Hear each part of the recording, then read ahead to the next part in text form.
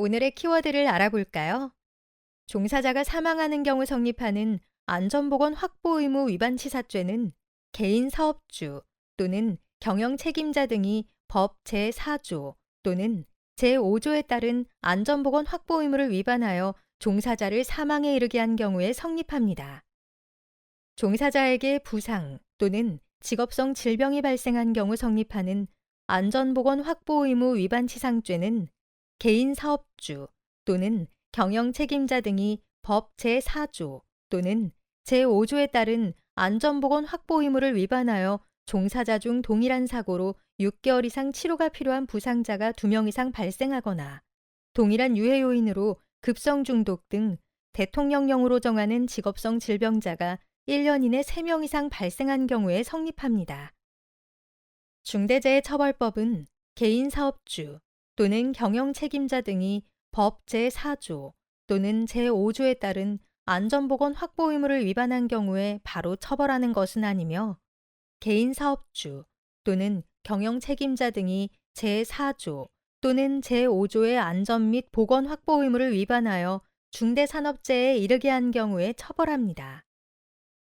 사망에 이르게 된 경우 1년 이상의 징역 또는 10억 원 이하의 벌금에 처하며 징역과 벌금을 병과할 수 있습니다. 부상 또는 직업성 질병재해에 이르게 된 경우 7년 이하의 징역 또는 1억 원 이하의 벌금에 처합니다. 그럼 본격적으로 안전보건 확보 의무 위반 치사죄와 안전보건 확보 의무 위반 치상죄에 대해 알아볼까요? 종사자가 사망하는 경우 성립하는 안전보건 확보 의무 위반 치사죄는 개인 사업주 또는 경영 책임자 등이 법 제4조 또는 제5조에 따른 안전보건 확보 의무를 위반하여 종사자를 사망에 이르게 한 경우에 성립합니다.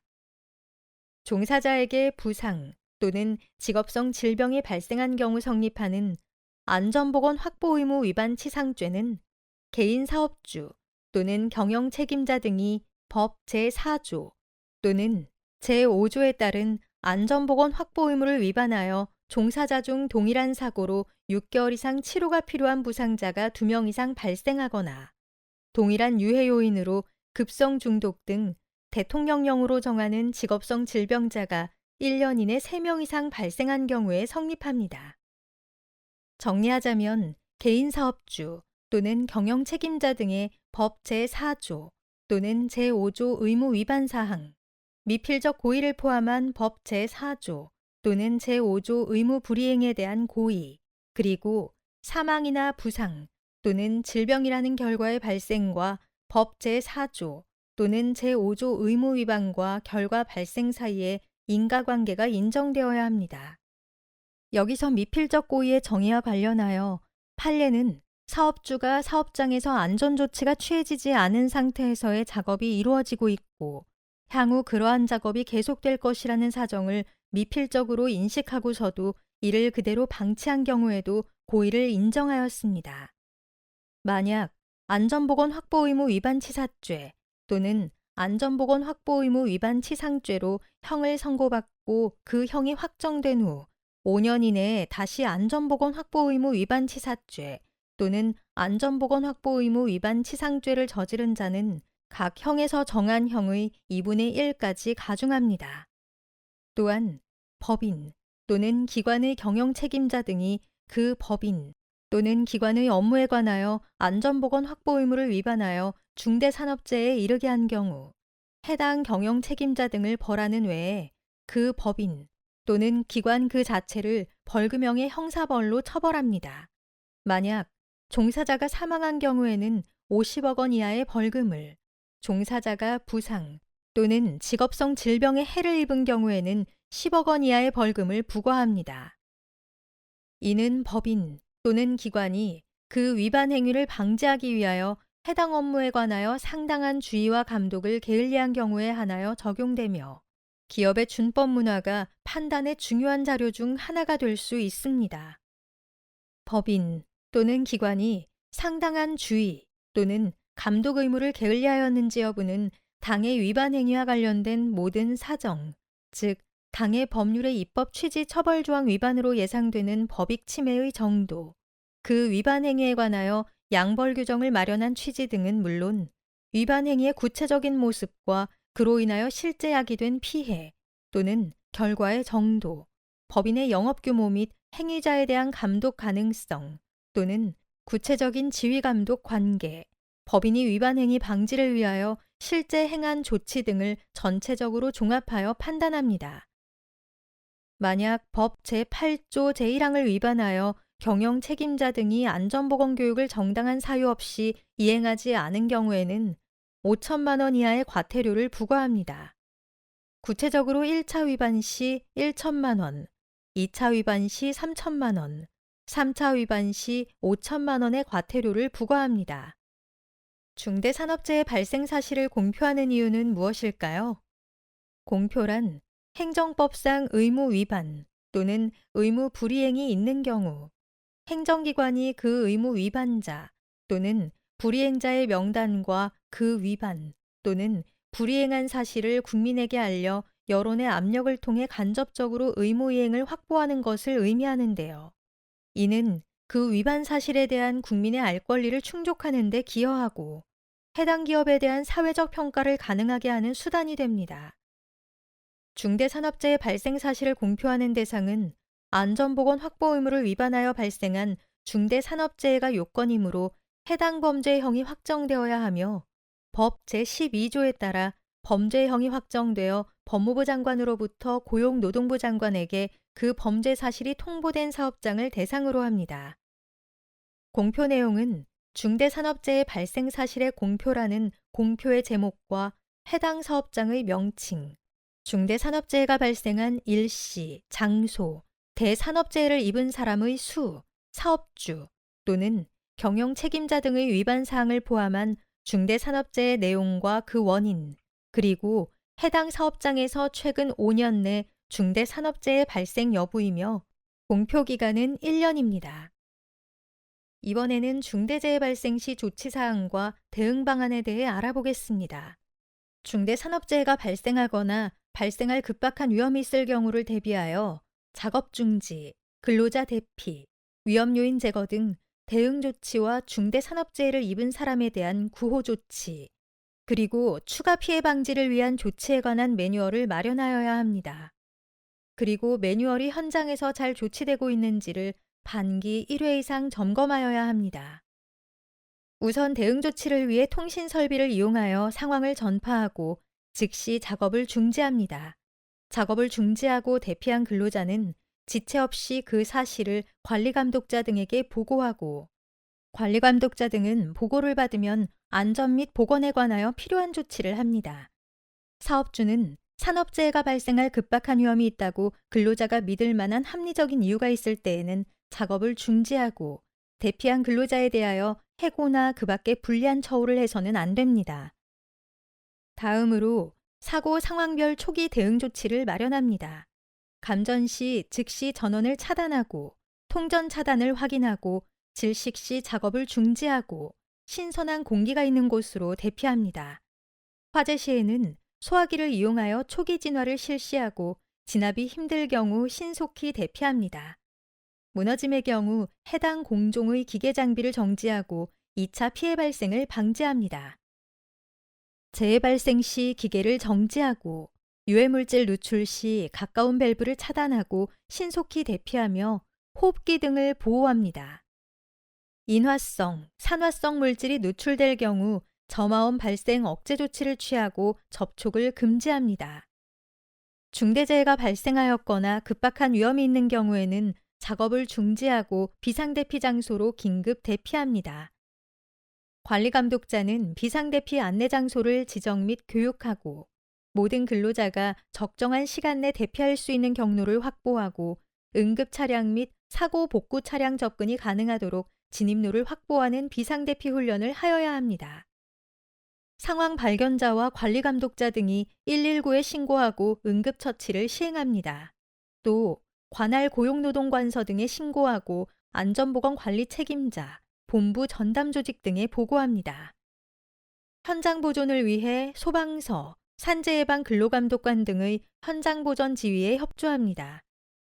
사고 원인 등 조사가 끝날 때까지 현장을 보존하기 위한 방법으로는 사고 현장 사진과 동영상 촬영, CCTV 확보, 사고 현장의 훼손을 막기 위해 출입금지 표시를 분명히 하고 접근금지 표시를 해야 합니다.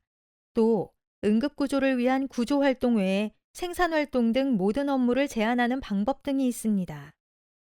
재해 발견자는 피해 상황을 파악하고 전원을 차단, 기계 정지 등 응급조치를 취합니다. 또 119에 신고하고 비상연락 체계에 전파합니다. 119 신고 매뉴얼은 다음과 같습니다. 먼저 119에 신고하여 구체적으로 주소 및 주요 건물 등을 설명하여 부상자의 위치를 알립니다. 사고 발생 경위와 부상자의 수, 부상 정도를 설명한 후 구급차가 도착하기 전까지 전화로 구급대원에게 응급처치 방법을 듣고 조치합니다. 마지막으로 구급대원 도착 후 응급처치 등 상황을 설명해주고 인계합니다. 낙상, 넘어짐, 교통사고의 경우 먼저 재해자의 의식, 호흡, 자세, 맥박, 동공을 확인하고 구호장비를 이용하여 부상자를 이동시킵니다. 부상 정도에 따라 현장에서 응급조치를 하는데 다친 부위를 움직이지 않게 고정하고 환자가 있는 곳이 위험한 위치가 아닌 경우를 제외하고 완전히 고정하기 전에는 움직이지 않습니다. 다친 부위의 위와 아래 관절을 모두 포함하여 부목을 활용하여 고정하고 목뼈에 손상이 있는 경우에는 119 구조대가 도착하기 전까지 환자의 머리를 고정해주며 코와 배꼽이 일직선이 되도록 합니다. 끼임, 배임, 절단사고의 경우 재해자의 의식, 호흡, 자세, 맥박, 동공을 확인하고 구호장비를 이용하여 부상자를 이동시킵니다.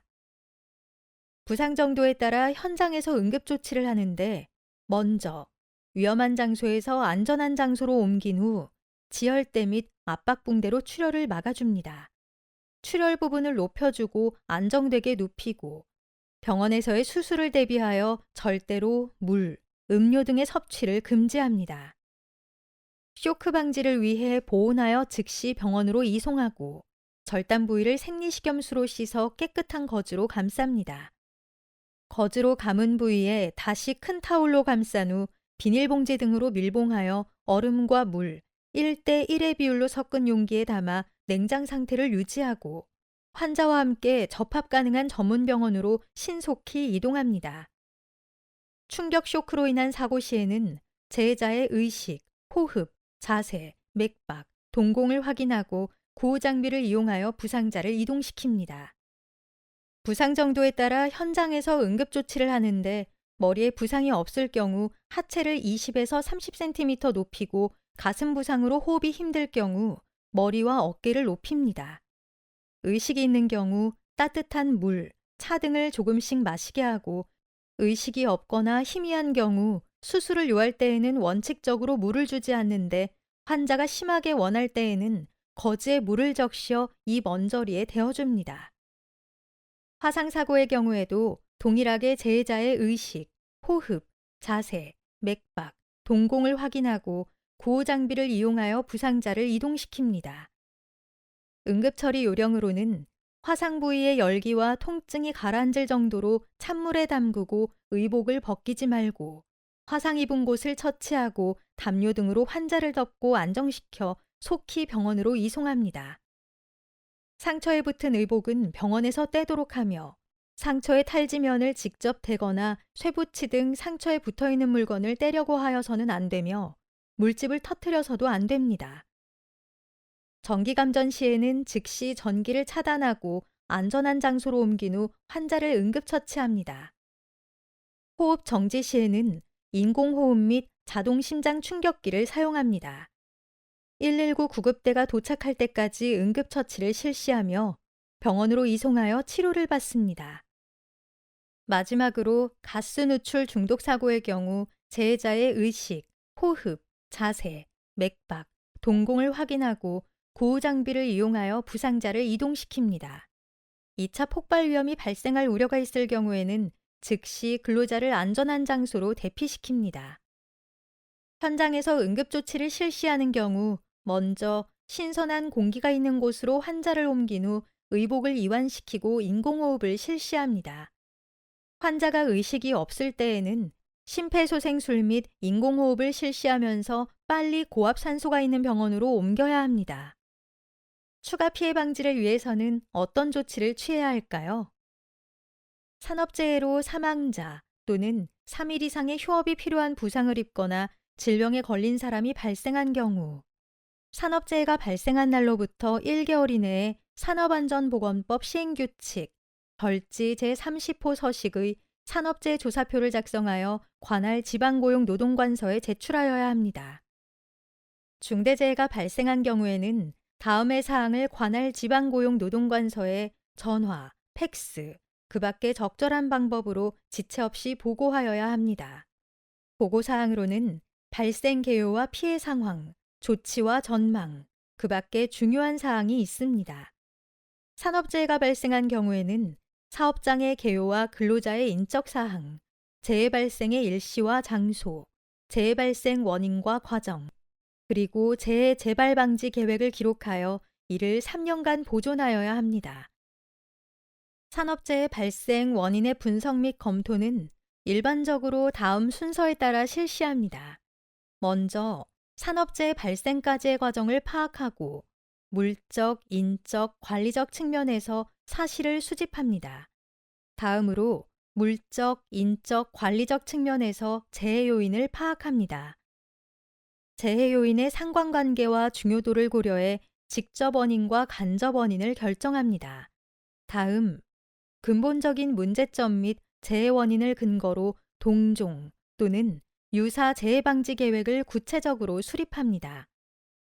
재해 요인으로 파악된 문제점 및 재해 원인을 근거하여 구체적이고 실시 가능한 내용으로 물적, 인적, 관리적 측면에서 재해 재발 방지 계획을 수립하고 수립된 내용에 대해서는 사업장 근로자에게 전달하여 전체적으로 공유합니다.